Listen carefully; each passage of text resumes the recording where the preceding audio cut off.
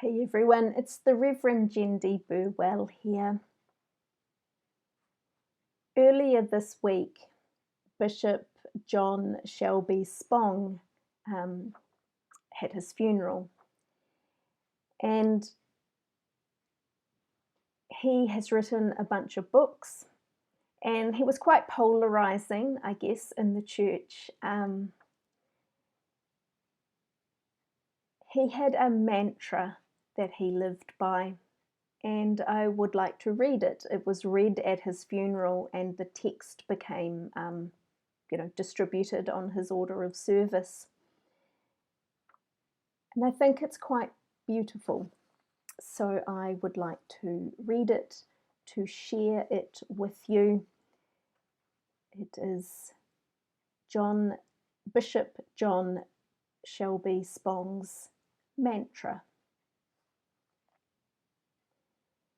I cannot tell you who God is or what God is like. No one can do that. The only thing I can tell you is how I believe that I have experienced God. Even then, I must face the possibility that I am being delusional. So let me speak subjectively, for that is all I can do. I experience God as the source of life, which means that the only way I can worship God is by living fully. I experience God as the source of love, which means that the only way I can worship God is by loving wastefully.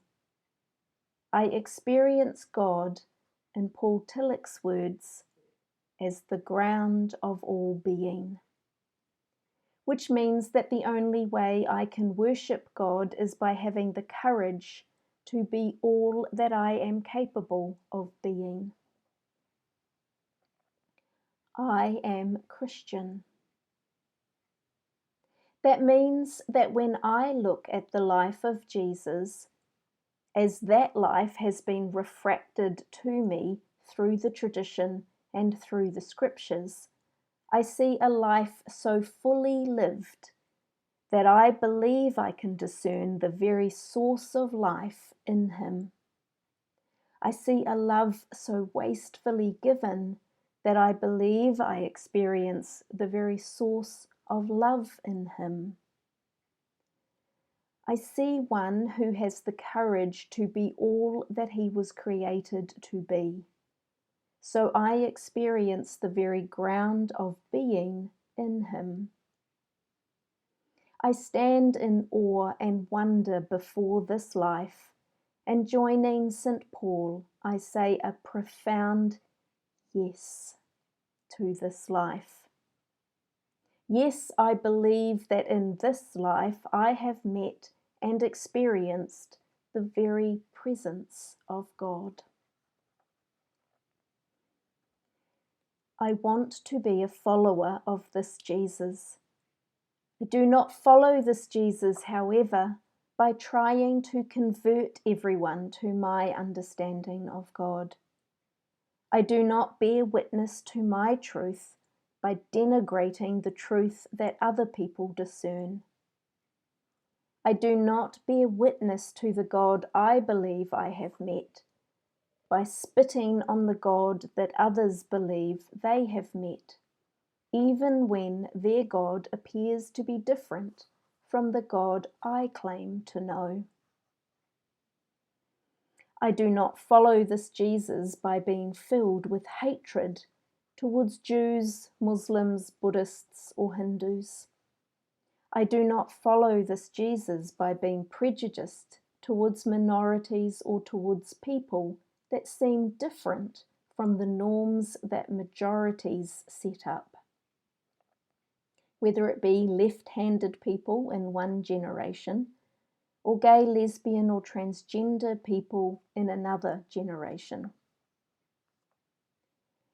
I follow this Jesus by trying to live my life in such a way that I can help build a world in which every human being can live more fully and thus see God as the source of life, where everyone can love more wastefully, and thus see God as the source of love, and where everyone can be whatever it is that God has created her, him, or them to be, in the infinite variety of our humanity, people of every ethnic and racial background, men and women, gays, lesbians, bisexuals, transgender people, indeed the whole human race.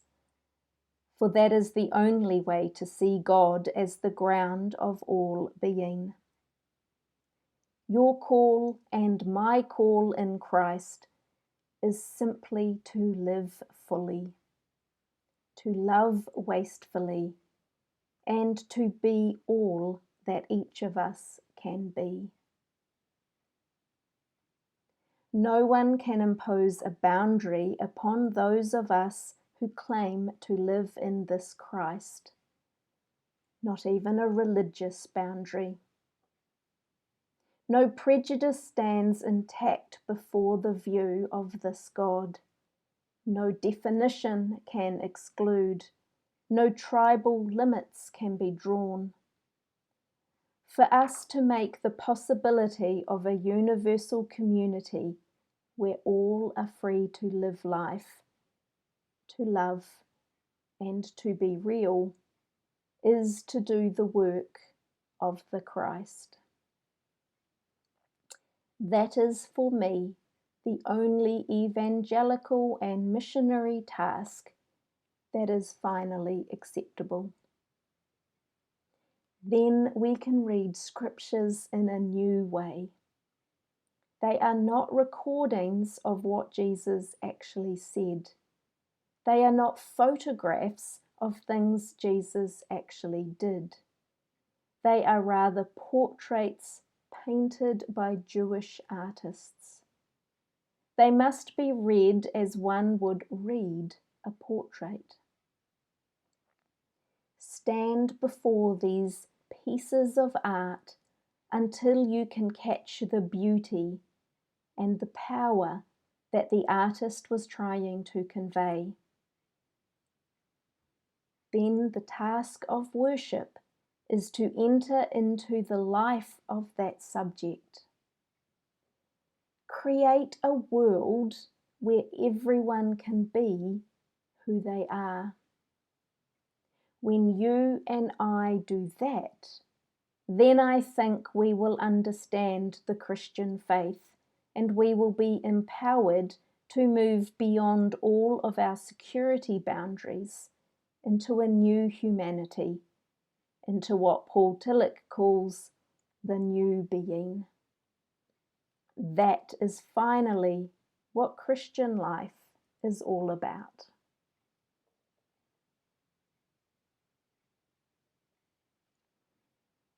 Thanks be to God.